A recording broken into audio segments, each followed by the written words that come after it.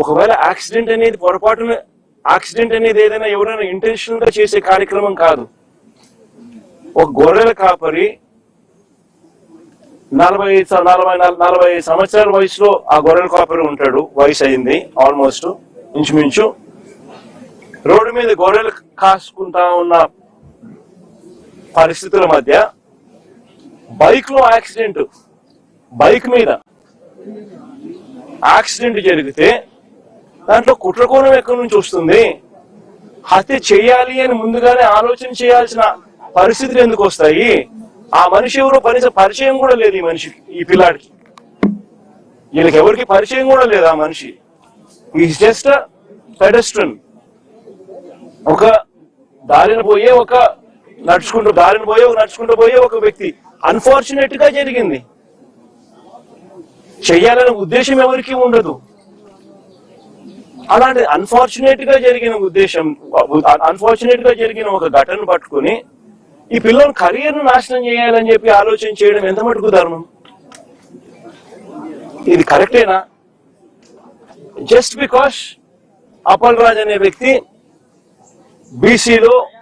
బీసీలలో ఒక మంచి నాయకుడు కాబట్టి, వైసీపీకి సంబంధించిన నాయకుడు కాబట్టి, వైఎస్ఆర్సీపీ పార్టీకి చెందిన వ్యక్తి కాబట్టి ఇది ధర్మమేనా అని అడుగుతా ఉన్నా. నిజంగా ఒక చిన్నపిల్లాడి చేసిన యాక్సిడెంట్ ను ఒక కుట్రగాను హత్యగాను దాన్ని చిత్రీకరించి మొత్తం అప్పల్ రాజ్ కుటుంబాన్ని దీంట్లో ఇరికిచ్చే కార్యక్రమం ఎంత మటుకు ధర్మం అనేది అందరూ కూడా ఆలోచన చేయాలి. అసలు ఆశ్చర్యకరమైన విషయం ఏమిటి అని అంటే, ఎల్లో మీడియాలో ఒక కట్టుకథ రాయిస్తారు. దానికి యాంగిల్స్, వక్రీకరణ, ట్విస్టింగ్, మసాలాలు అన్ని కలిపి తర్వాత టీడీపీ సోషల్ మీడియా దాన్ని అందుకుంటుంది. ఆ అందుకున్న దాన్ని చివరకు పోలీసులు దాన్నే కేసుగా మార్చేస్తారు. నిజంగా రాష్ట్రంలో జరుగుతా ఉన్న మాఫియా సామ్రాజ్యం ఇదే. ఇది ఓ ఈనాడు, ఒక ఆంధ్రజ్యోతి, ఓ టీవీ5, ఓ చంద్రబాబు, ఓ లోకేష్, వీళ్ళకి సంబంధించిన గవర్నమెంట్, వీళ్ళకి సంబంధించిన పోలీసులు. ఇది ఒక మాఫియా సామ్రాజ్యం. నిజంగా ఇది ధర్మమేనా అని చెప్పి నిజంగా అందరూ కూడా, ప్రతి ఒక్కరూ కూడా గుండెల మీద చేతులు వేసుకుని ఆలోచన చేయాల్సిన అవసరం ఉన్న ప్రశ్న ఇది. అప్పల్ రాజ్ విషయానికి ఒకసారి వద్దాం. అప్పల్ రాజ్ అనే వ్యక్తి 10వ తరగతిలో he was state first rank. Appal Raj అనే వ్యక్తి వీళ్ళ నాన్న 10th క్లాస్ లో స్టేట్ ఫస్ట్. చంద్రబాబు నాయుడు గతంలో ముఖ్యమంత్రిగా ఉన్నప్పుడు వచ్చి అవార్డు ఇచ్చినాడు వీళ్ళ నాయనకు, స్టేట్ ఫస్ట్ అవార్డు ఇచ్చినాడు. చదువుల్లో ఆ స్థాయికి పోయిన వ్యక్తి తన సొంత కష్టం మీద డాక్టర్ అయ్యాడు. లోకేష్ మాదిరి డొనేషన్ కట్టి స్టాన్ఫోర్డ్ లో సీట్ తెచ్చుకోవాలా, సొంత కష్టం మీద కష్టపడి చదివి డాక్టర్ అయినాడు. డాక్టరే కాదు, ఎండి కూడా చేశాడు. పోస్ట్ గ్రాడ్యుయేట్ కూడా, ఎండి కూడా చదివినాడు. చదివి ఒక మంచి డాక్టర్ గా పేరు తెచ్చుకున్నాడు. నేను టికెట్ వైఎస్ఆర్సీపీ తరఫున టికెట్ ఇస్తే ప్రజల ఆశీర్వాదాలతో ఎమ్మెల్యేగా అయ్యాడు. దాని తర్వాత మన పార్టీలో మంత్రిగా కూడా పనిచేశాడు. అంటే ఒక బీసీ నాయకుడు, ఒక అతి సామాన్యమైన కుటుంబం నుంచి వచ్చి కష్టపడి చదివి మంచి డాక్టర్ గా పేరు తెచ్చుకుని ఒక ఎమ్మెల్యే అయి, ఒక మంత్రి అయి, ఒక బీసీ నాయకుడిగా తాను ఎదిగితే, అలాంటి మనిషిని ఫినిష్ చేయడం కోసం, క్యారెక్టర్ అసాసినేట్ చేయడం కోసం ఒక తప్పుడు కేసును, ఒక యాక్సిడెంట్ ను ఒక కుట్రగాను, ఒక హత్యగాను దాన్ని వక్రీకరించి మలచి తన కెరీర్ ను నాశనం చేయాలని, తన క్యారెక్టర్ ను అసాసినేట్ చేయాలని, అప్పల్ రాజును నాశనం చేయాలి అని చెప్పి ఇంత దుర్మార్గపు ఆలోచన. ఆ దుర్మార్గపు ఆలోచన చేసే దాంట్లో కూడా కనీసం ఈ 18 ఏళ్ల పిల్లాడు, ఈ పిల్లోడి జీవితం నాశనం అవుతుందని కూడా కనీసం చంద్రబాబు నాయుడు ఆలోచన చేయడం లేదంటే, నిజంగా అడుగుతా ఉన్నా, 80 ఏళ్ల వయసు వస్తా ఉంది చంద్రబాబు నాయుడు, మనిషి అన్నం తింటున్నాడా, గడ్డి తింటున్నాడా అని అడుగుతా ఉన్నా. అబ్సల్యూట్లీ రాజకీయాలను ఒక నీచమైన స్టేట్ లీగ్ తీసుకొని పోవడం ఇది. నేను అడుగుతా ఉన్నా, ఒక్కొక్కరికి ఒక్కొక్క న్యాయం ఉంటుందా అని చెప్పి. కొన్ని తెలుగుదేశం పార్టీకి సంబంధించిన వాళ్ళకి ఎక్కడికైనా వాళ్ళు ఎవరైనా యాక్సిడెంట్లు చేసినా, వాళ్ళ పిల్లలు కానీ వాళ్ళ బంధువులు కానీ ఎవరైనా యాక్సిడెంట్లు చేస్తే, లేదా వాళ్ళే యాక్సిడెంట్ చేస్తే, వాళ్ళ కారులో ఉండగానే యాక్సిడెంట్ జరిగితే మొత్తం కుటుంబాన్ని కూడా ఇదే మాదిరిగానే కేసులు కట్టి అరెస్టులు చేసి కుట్ర కోణము హత్య కోణం అని చెప్పి పెట్టే కార్యక్రమం జరుగుతుందా? చేస్తారా అని అడుగుతాను చంద్రబాబు నాయుడు గారిని. ఒక నిజంగా చేసేట్టుగా అయితే ఇచ్చాపురం టీడీపీ ఎమ్మెల్యే కారు ఢీకొని వృద్ధుడు మృతి. ఇచ్చాపురం ఎమ్మెల్యే స్వయంగా కారులో ఉండగానే కారు ఢీకొని వృద్ధుడు మృతి. ఇదే శ్రీకాకుళం జిల్లాలోనే నేను చెప్తా ఉన్నా, ఎక్కడికో బయటకు కూడా పోవడంలా.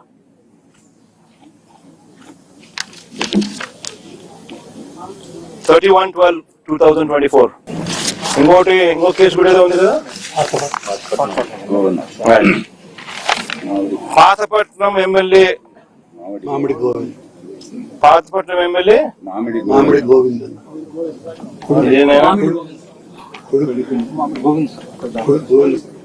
ఇదేంటి కొడుకును తప్పించి డ్రైవర్. పాతపట్నం ఎమ్మెల్యే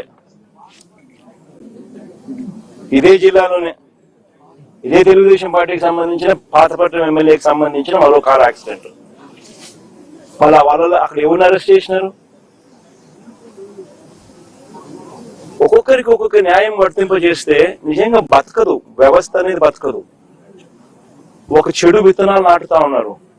ఈ చెడు విత్తనాలు రేపొద్దున వృక్షాలు అవుతాయి.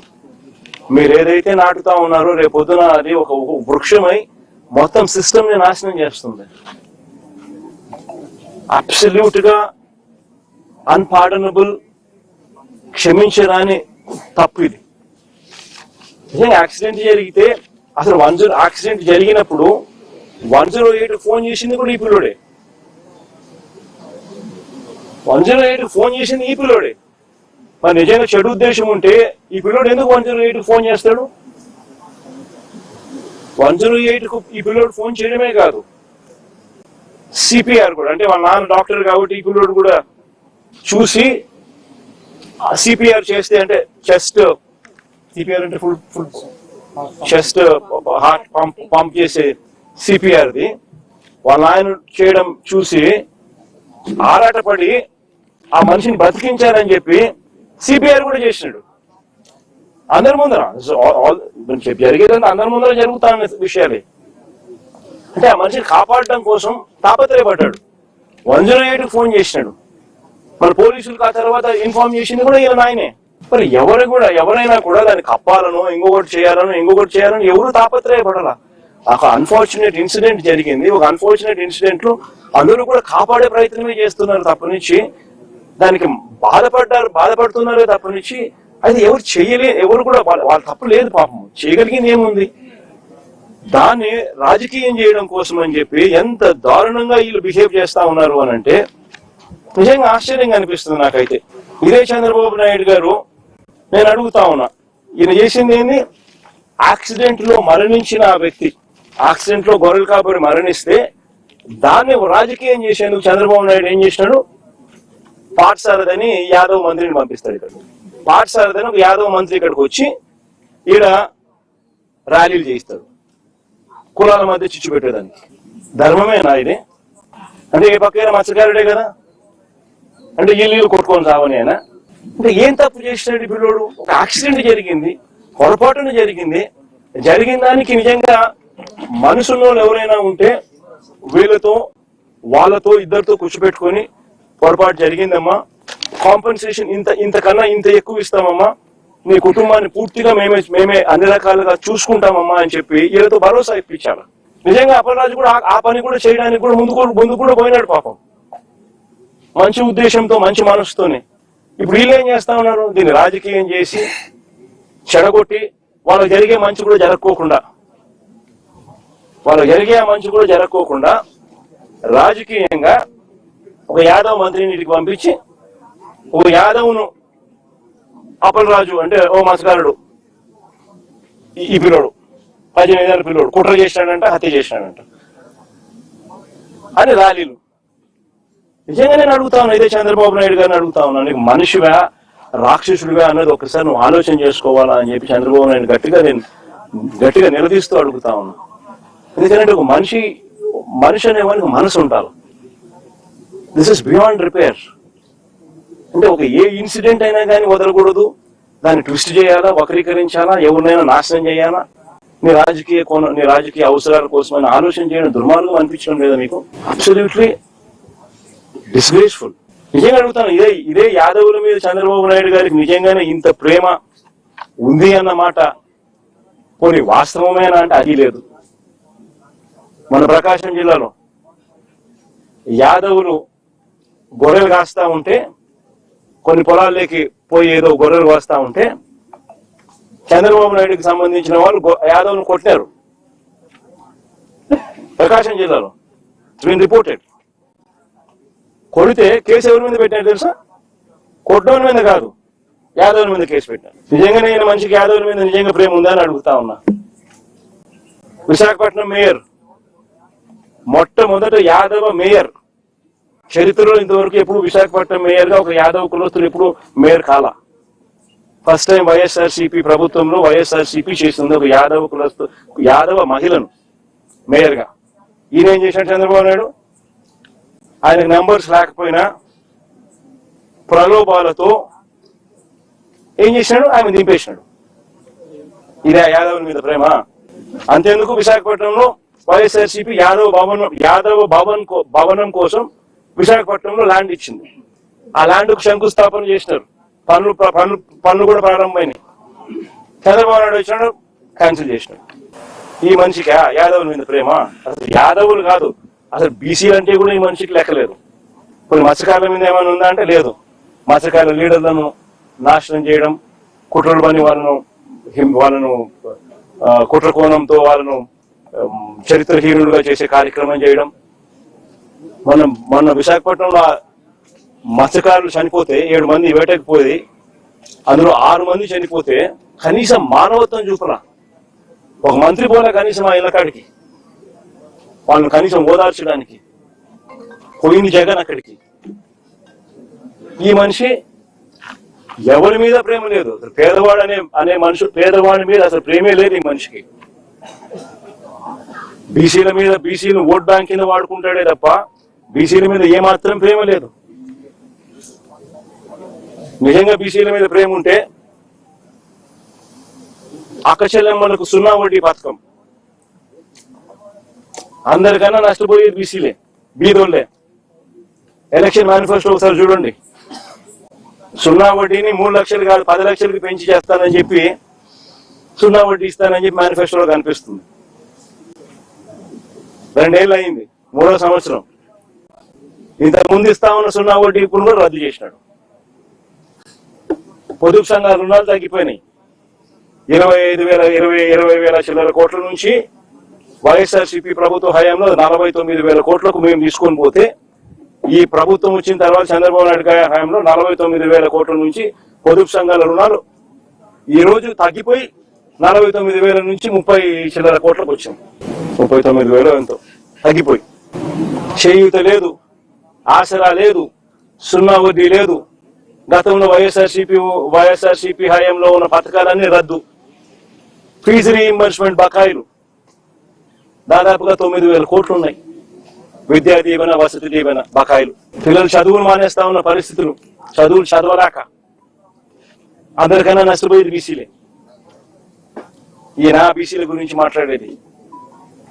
మత్స్యకారుల కోసం వైఎస్ఆర్సీపీ ప్రభుత్వ